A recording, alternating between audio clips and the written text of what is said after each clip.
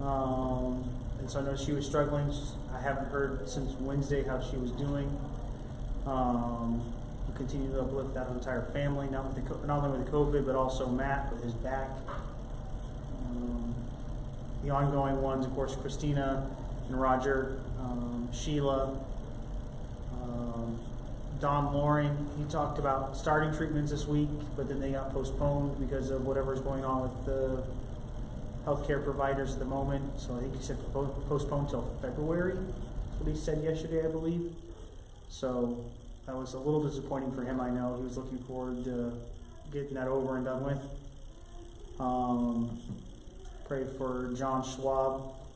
The end result of his job situation is he was released from his contract. So he's looking for another job now. Pray that God honors his integrity. Pray that God would provide something far beyond what he even had there at his job. It's never easy when you're terminated for something doing right, but we'll trust God to provide for that family. Any other requests this morning? Tom Mercer. Tom Mercer. Kidney stones. Tom Dyson. Tom Dyson. Tom Dyson. Yeah, Tom Dyson. Yeah. I was going to say, I made that mistake once. Tom Dyson, with his continued kidney stone struggles, I know he would have covered our prayers for that. Donna White's family. Yeah, so Donna White's family with the COVID, the update on that is they're basically all clear of it by now. Again, the residual effects of being tired, stuff like that, but as far as actually active COVID symptoms being miserable, those have all subsided in those situations. And I don't have it right in front of me, but some of her family members were able to avoid actually coming down with it. So that was a blessing for them. Good.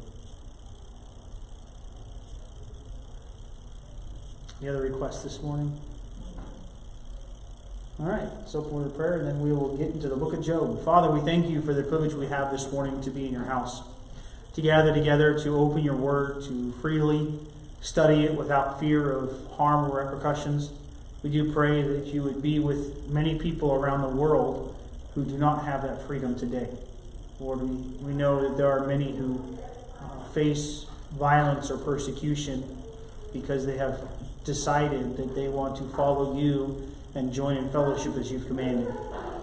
Lord, may we be mindful of how that affects the world around us. May we be mindful of the privilege that we have and not take it for granted. And we pray, Lord, that you would, through the hour this morning, work and guide. Lord, I pray you would instruct us through your word. And then as we move into the morning service, that not only would our praise be glorifying to you, but as we would look to the Lord's table to remember that great sacrifice that you made for us on the cross, that our minds would be focused on that and that we would be ever mindful of that which you have done so freely for us, and yet so as we are undeserving. Praise these now in your holy and precious name. Amen. All right, we're in Job chapter 32. Job chapter 32. Let's get there. We're going to introduce a new speaker this morning. We've heard from 3 of Job's friends, right? We've heard from Eliphaz, from Bildad, and from, oh my, I just went blank on a name. You ever have that moment when you're like, okay, I should know who this is because I've only talked about him for the past 3 months. Zophar, there we go. Zophar, Bildad, and Eliphaz. We just talked about them and how they are now silent. All right, we left last week closing down Job's speech, closing down Job's rebuttal of his 3 friends that came along and were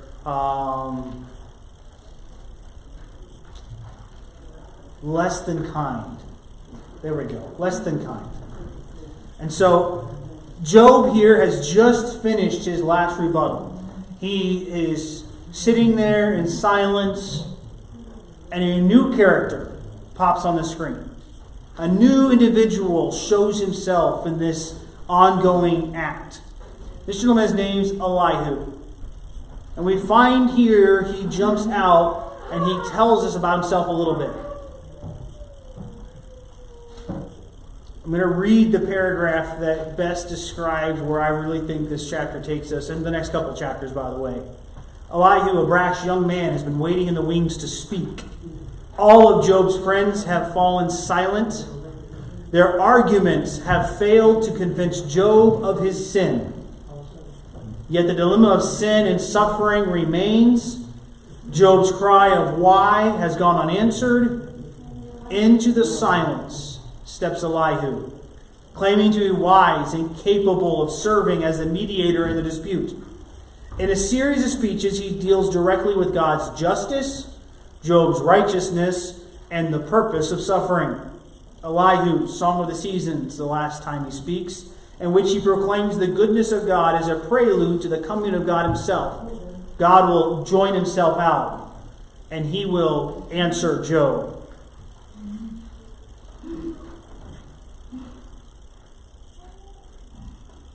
And when he answers Job, Job is called upon God to answer him. Instead, he gets Elihu to prepare the way. Job wants God to answer, right? The last time Job spake, did he not call out to God and say, God, where are you? Why are you silent to me? I want you to answer me. That's what he said. And that doesn't happen. Instead, we come across Elihu. He is a young man.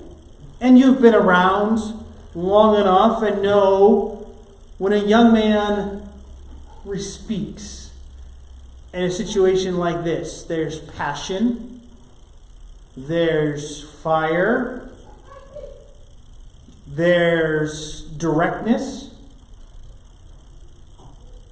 But I find he has a passion, not as his friends did, to correct Job, but a passion for truth. So while we may come across some things that Elihu says that are a little brash and a little immature maybe, I want to take to heart the things he says, because in honesty, his speech will tell us about really God's next speech for us. So on the right to speak, Elihu is an angry young man. He just watched as Job defended himself, argued and defended himself in the face of his accusers, his friends. He tried to honestly, Job had faith and Job was righteous. So don't miss that. Job is righteous. However, Job responded by defending himself to his friends. Especially in the last speech when he was speaking with Eliphaz, and Eliphaz has come at him one more time with an accusation of, you must have sinned, you did the sin of the rich, you obstructed the poor. And what's the response? You can make your accusation, but where are the poor that are going to accuse me? Where's the witnesses that back up your statement? And Job is looking for those witnesses, and they don't exist. So therefore we know that charge is not valid. We know a charge can only be brought if there is witnesses. So, chapter 32, verse 1. So these three men ceased to answer Job because he was righteous in his own eyes. I find it interesting that, yes, God defines him as righteous, but his friends stopped answering him because he was righteous in his own eyes. His friends went silent. Now, silence can mean a lot of things, right? Silence can indicate good things. Silence is golden, right? Also, it could also mean silence is consent. Oh yeah, just because we're not responding means we think you're right. We've been there before, people, right? But in answer to these accusations, there's four things that we really can see about the response here. Silence can indicate disgust. Job is so self-righteous and so arrogant, we're just done talking to him. It's a possible answer for why they stopped speaking. Resignation. Right? We know the last round of speech ended in a shouting match. They were literally attacking each other. Kind of sounds like Facebook comment feeds. All right? They were going at each other hard and hard, harder and harder and harder. And now what happens? They just stop. Maybe they just say, you know what?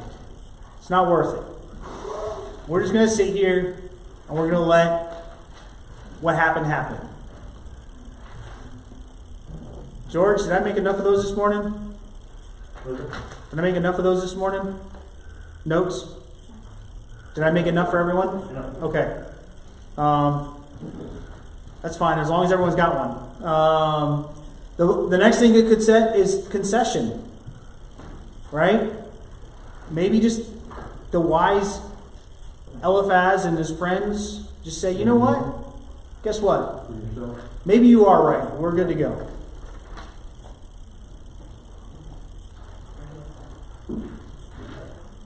However, their silence speaks and enter Elihu.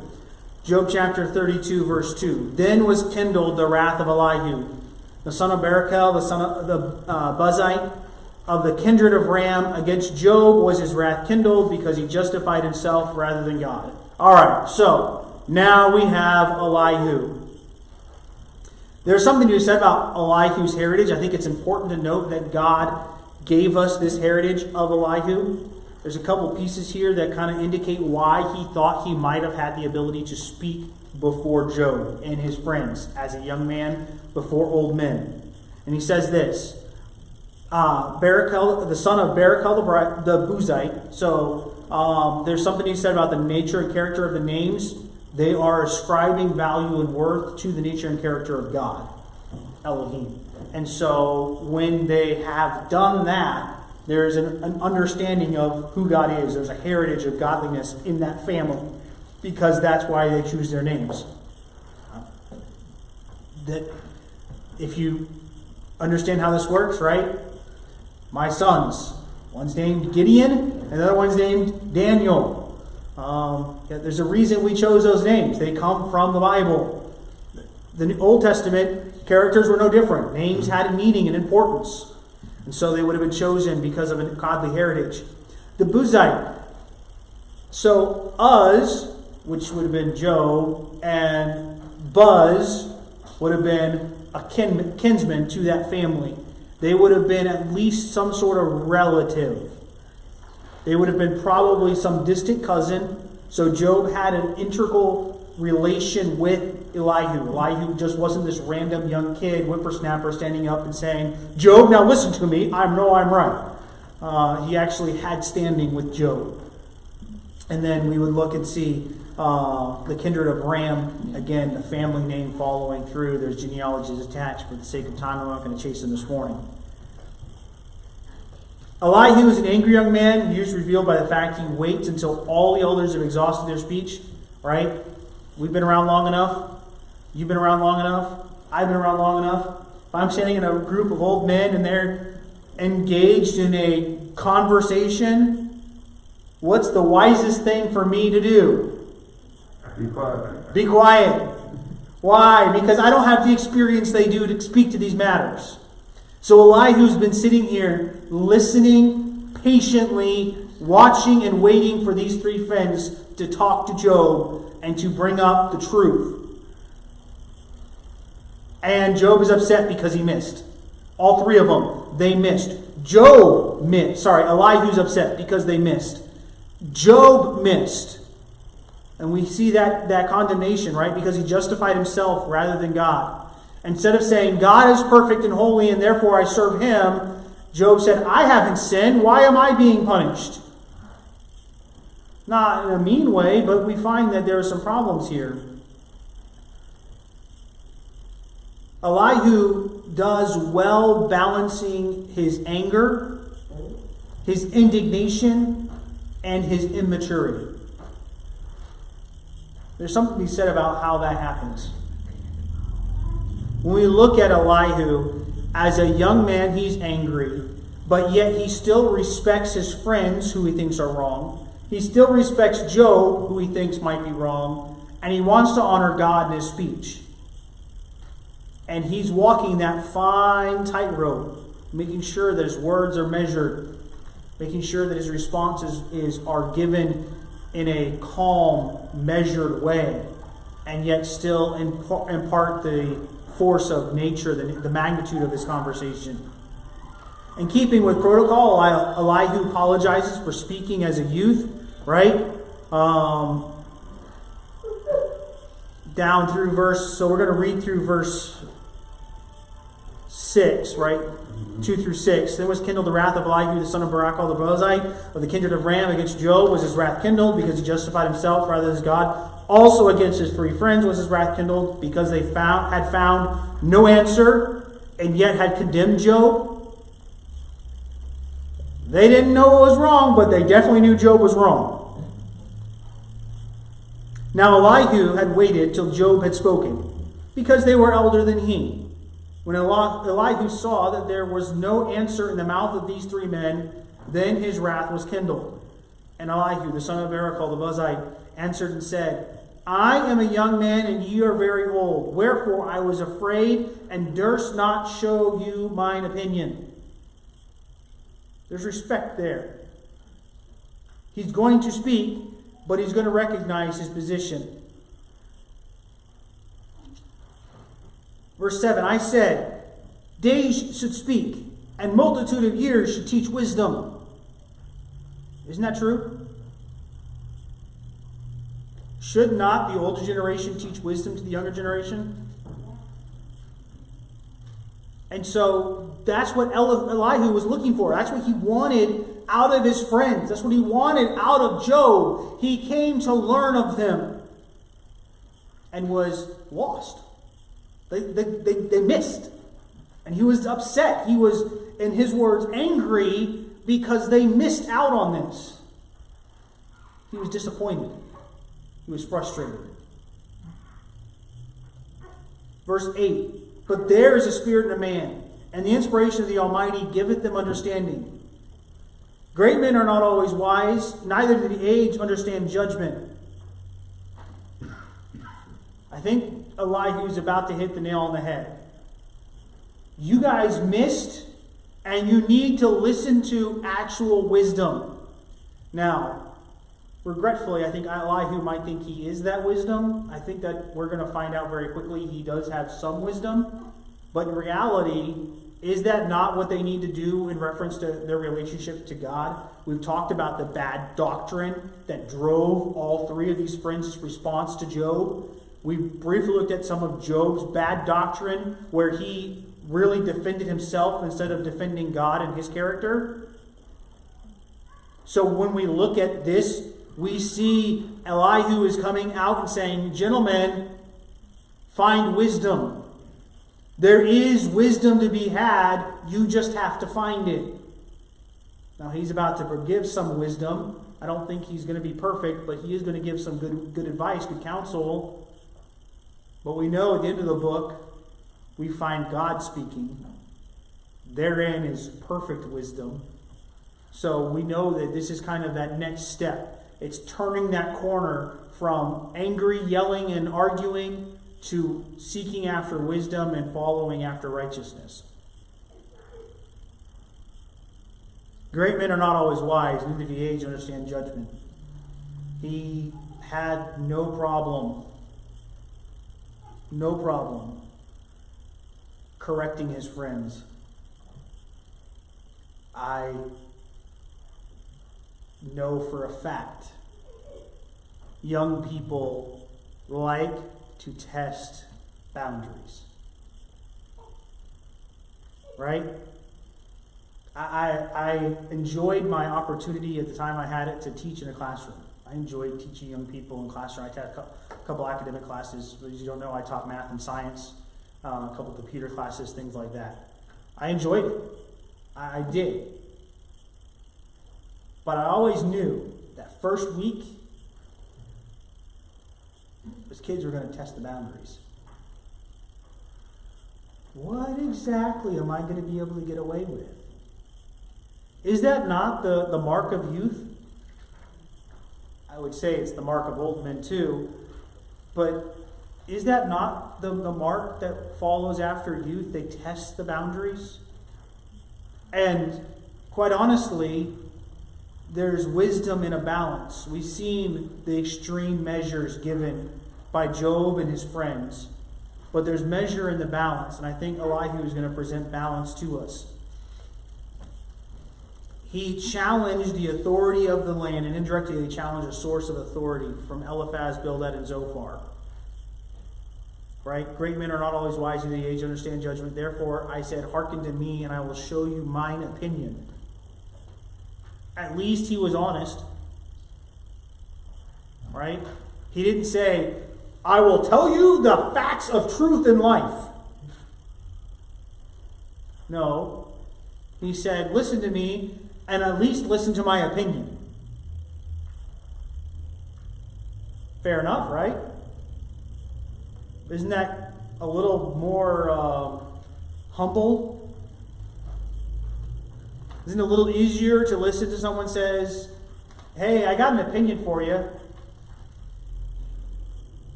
We're a little more inclined than, let me tell you how it's going to be. We respond differently. And I think Elihu is coming at this with graciousness, with kindness, with humility, and yet he's still going to speak. And he's not going to hold back. So Elihu vented his rage against his older friends, jumping in judgment. So openness, not prejudice, secretness in communication. That section we're in now. If so, nothing that Job could say would make a difference. He pleaded with his friends to hear his case and let God make his judgment. So Elihu creates a climate for reopening lines of communication when he says, listen to me as I've listened to you. Here's the verse. Verse 11, behold, I waited for your words, I gave ear to your reasons, whilst you searched out what to say. Yea, I attended unto you. Behold, there was none of you that convinced Job, or that answered his words, lest you should say, we have found out wisdom. God thrusteth him down, not man. Elihu says, you guys, I listened as you were speaking. I listened to you. Now listen to me. Speaking and listening is an active thing. So we see that Elihu is asking for something. He's asking for them to actually listen. So there's marks of a good listener. In verse 11, we see that the first principle of good listening. Sorry, I have a typo in my notes here for a second. Poor listeners, prejudiced speakers must vie for first strike capability. First principle of good listening is let the other person speak.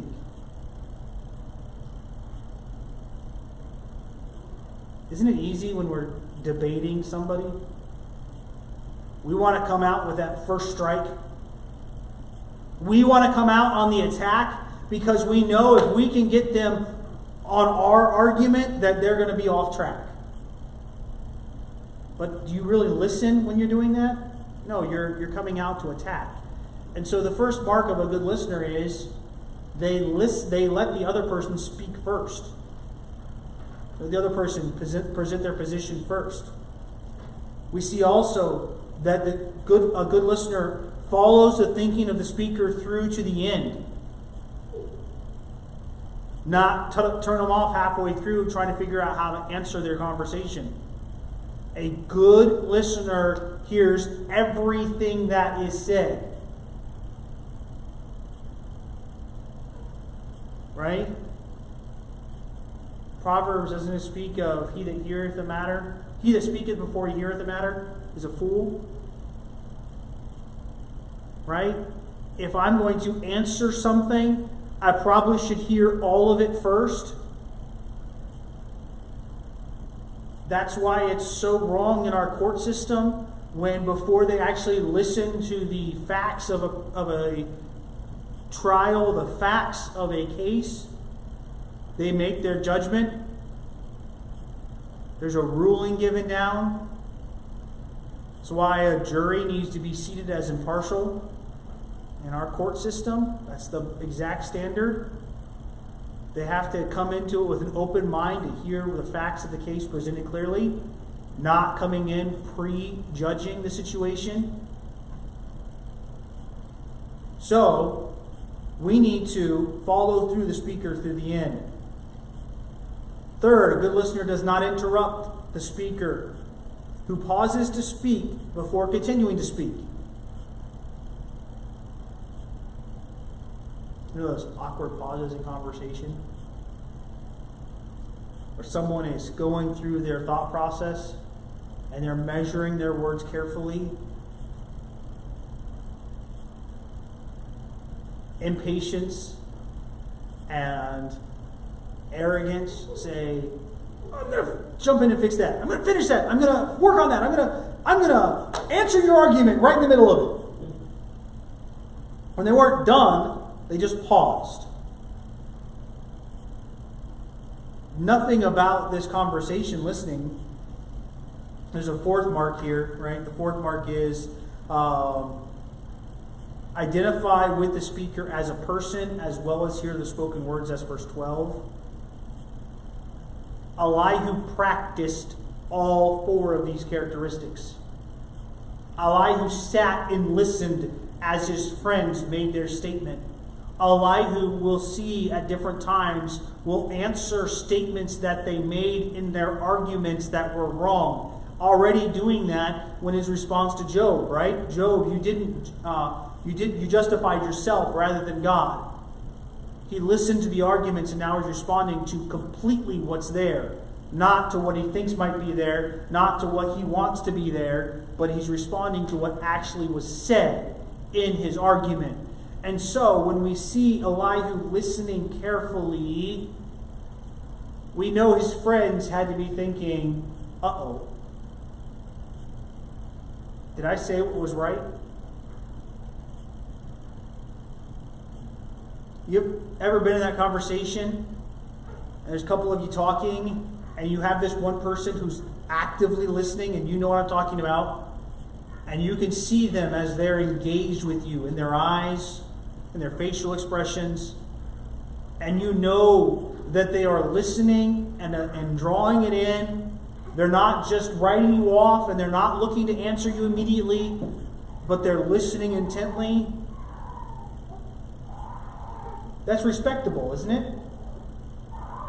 Don't we desire that when we speak? For people to listen?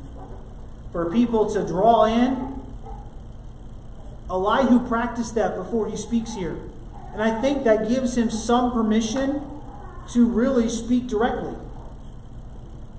When we see some of his speech to the friends and to even Job, we understand he's being very direct. And usually we would revolt against that. Usually we would reject that. Usually we would spurn that because it hurts. But we find Elihu has that privilege because they know he was listening. He's not just a young firebrand. He actually has listened and is engaging in their conversation.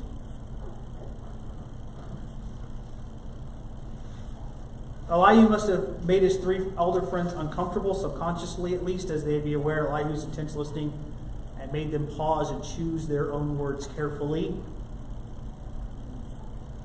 Verse 13, lest ye should say, we have found out wisdom. God thrusteth him down, not man. They can't excuse themselves by saying, well, there's something, God must have done this. You can't just say, well, God did it, so it's okay. Elihu's really making an argument. You can't argue just because God did it, it's okay. That doesn't say because God did it, it's not okay. But he's saying, gentlemen, your theology is wrong, let's get it fixed. A fresh approach to the situation, a fresh approach to Job is needed. His three friends wanted to argue with Job.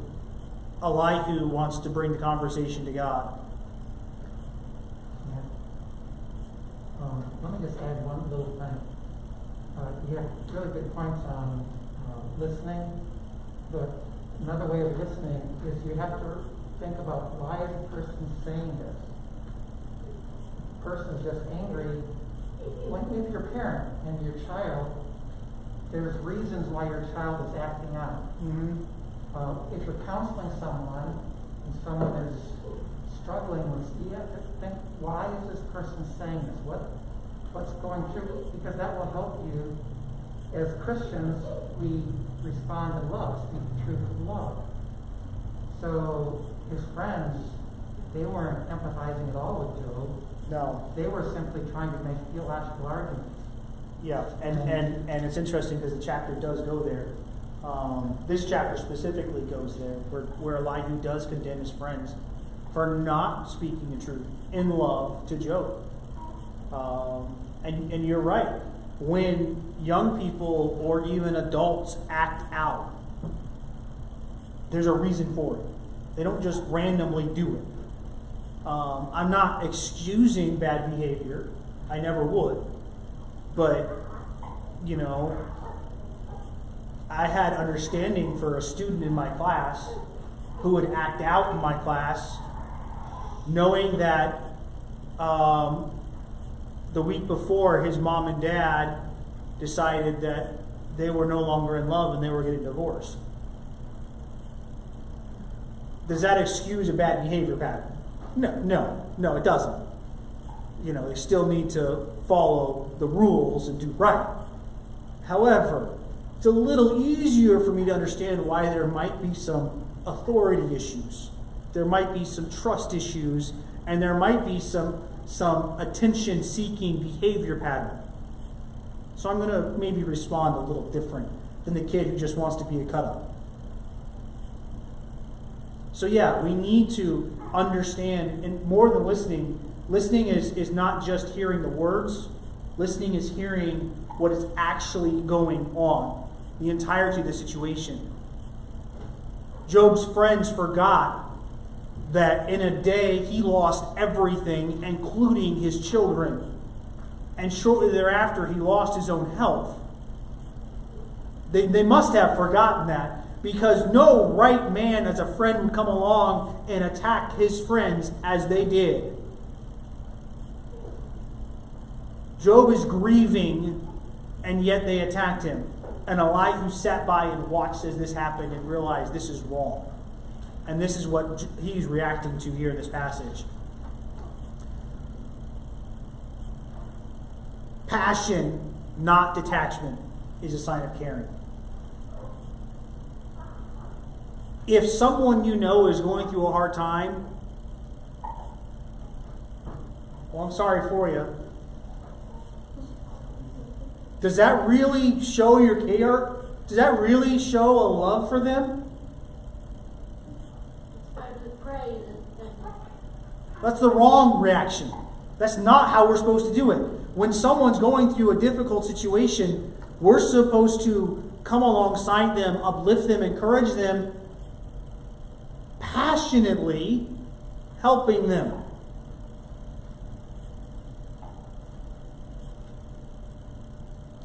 There's a picture here in verse 14.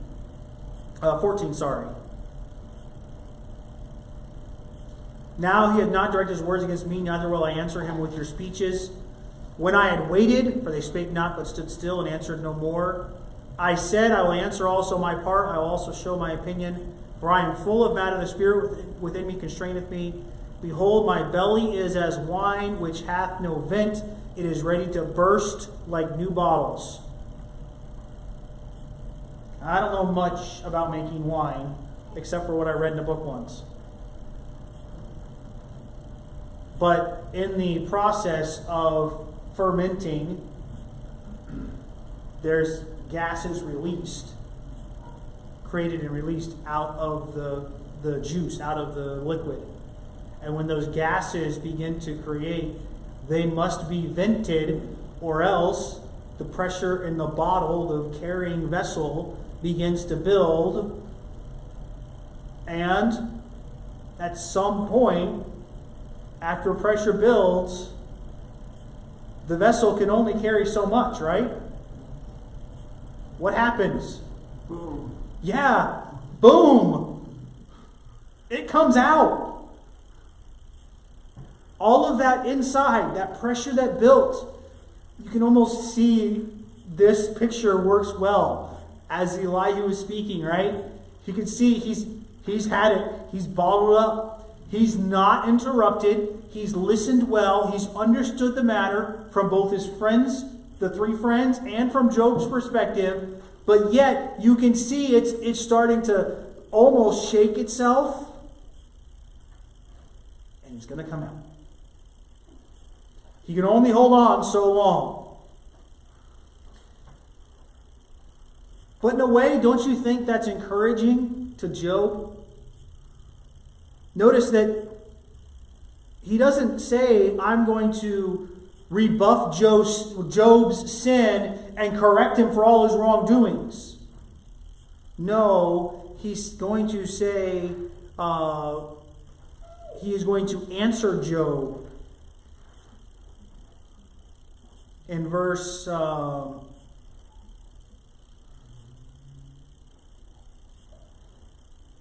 this is, friends, I lost the verse. But he's going to answer Job. He's not going to berate him. He's not going to accuse him. He's not going to condemn him. And as much as Job still may not want to hear what he has to say, at least he knows that Elihu's on his side. Isn't that a lot easier to listen to? Isn't it a lot easier to listen to someone you know cares about you? I tell you, there are things that pastor can say to me that if anybody else in the world said to me, I would just shrug off and walk away. Or be offended at them and really upset. But yet pastor can say them to me. Why? Because I know he cares about me. And the same is true with all of you. He cares about each of you. So sometimes when hard things have to be said, isn't it good to know that the person speaking cares? The same is true when we have to approach situations, when we have to correct something that's wrong. It's good for us to present that we care, that we are concerned, that it's not just a matter of, oh, you need to correct this, but, hey, I noticed this is wrong. I noticed that this is causing a situation. Let me help you fix this. Let me come alongside you. But there has to be a passion for really building up something at that point. Elihu is passionate about his friend Job to the point that he wants to have him right with God. Not that he thinks there's sin, but just that there's a relationship that needs to be mended.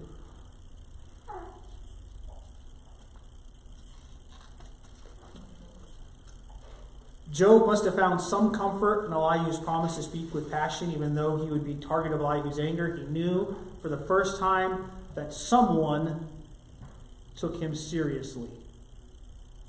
His friends didn't. His friends didn't even listen to him. They just wanted to argue. Right? The other three friends, they came along, they just wanted to argue.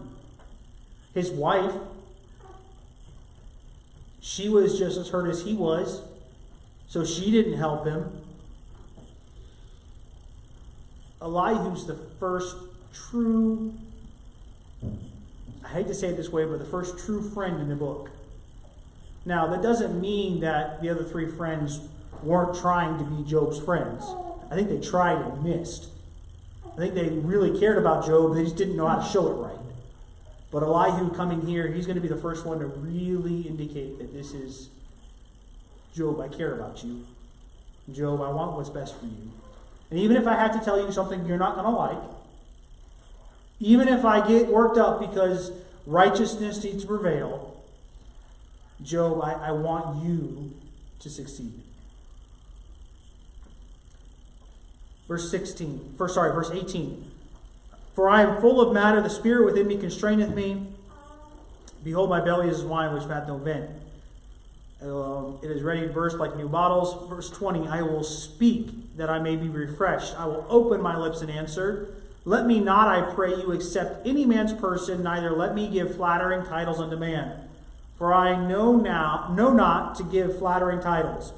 In so doing, my Maker would soon take me away. Elihu said, we're all equal standing before God. Isn't that true? Even today, in this congregation of the church, are we not equal before God?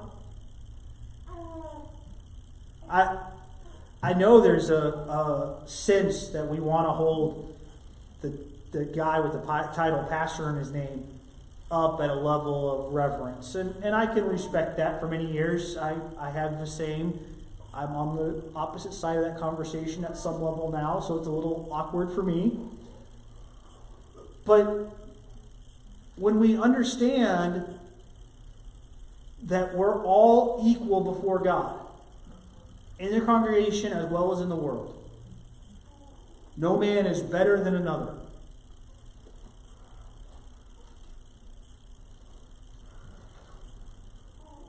Pastors put their pants on one leg at a time, just like the rest of the world.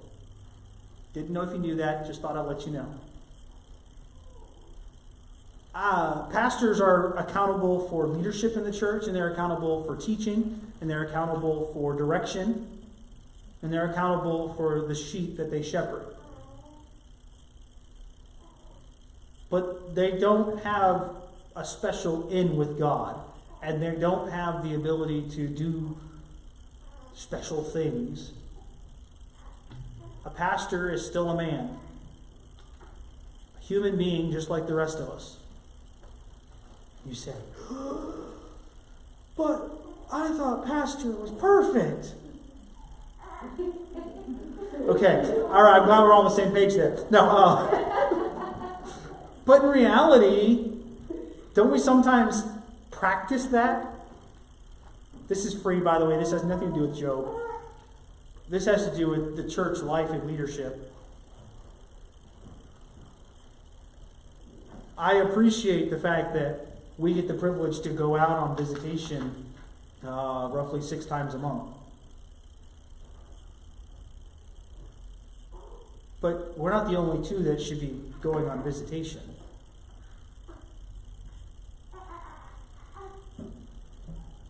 We're not. That doesn't mean that, well, if you're not going on visitation, you're all right with God. No, I didn't say that. But it does say maybe there's something in the spiritual life of the church where we could be involved with. And I don't say that people are not involved. I know there's people involved all over the place. I mean, right now, there's folks that are different parts of the building taking care of, what I know one in particular taking care of my son in nursery. People serve, and that's great. But everything in the church can't be done by the pastors. It's just not how life works. It's not how the church works. That was free. It had nothing to do with Job. Going back to equality. Equality, not partiality, is the standard of justice. Are we glad that God does not measure out justice with partiality? By the way, He doesn't measure out mercy or grace with partiality either. God doesn't have favorites. God doesn't pick one over another. Is that not a good thing for our sakes? So when we stand and we speak as in the place of God, right? Elihu's saying, I'm going to provide wisdom that comes from the Spirit within me, which is God. There needs to be equality. There needs to be no partiality. Our world today is screaming for this measure of equality. They're literally rioting in the streets for it. And there needs to be some corrective action taken in our culture. There are issues that need to be addressed. But quite honestly, a lot of the equality they're calling for is not really equality according to God. Because honestly, what is our standing before God? As a human being, What is your standing? What is your position before God? Sinners? Sinners are also be witnesses to others. How, as the human race, where do we stand before God? Fallen. Yeah, we're fallen. We don't have standing before God. We're all equally deserving of condemnation. Nothing about us deserves righteousness. Nothing about us deserves that sacrifice on the cross. We're going to go into, when we get into Isaiah this morning, and then as we get into communion, we're going to be reminded of, we didn't deserve Christ's death on the cross. It wasn't owed to us. No one earned it. We're never good enough for it. But yet God chose to give it to us freely. And by the way, He chose to give it to all men freely. Now, men can reject it, but He can give it to them. And there is our standing. There is where Elihu is going to come out really on the inside of in nature and character of who God is. So we'll close there, and we'll get next week into Elihu speaking directly to Job. Let's go to the Lord of prayer. Father, we thank you for the privilege again to be in your house. We pray that you would use these words to forge your ministry here and around the world. Lord, I pray you would give wisdom as we move forward in our ways. Keep us from harm. Keep those we love safe. Lord, may we, as we look to the next hour, hear from you there, draw closer to you, commit ourselves to you in a way that would glorify you, the world around us. Praise you, your holy and precious name. Amen.